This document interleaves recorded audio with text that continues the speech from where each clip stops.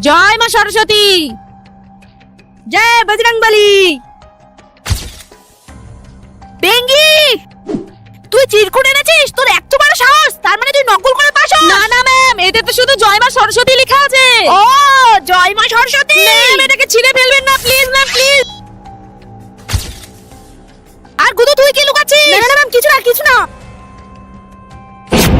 তোদের সবাইকে ভদ্রভাবে বলছি, কার কার কাছে এরকম জিনিস আছে এক্ষুনি আমার টেবিলে এসে দিয়ে যা। আর নেক্সট টাইম যদি এরকম কার কাছে দেখি তাহলে আমার ক্লাস থেকে বের করে দিব।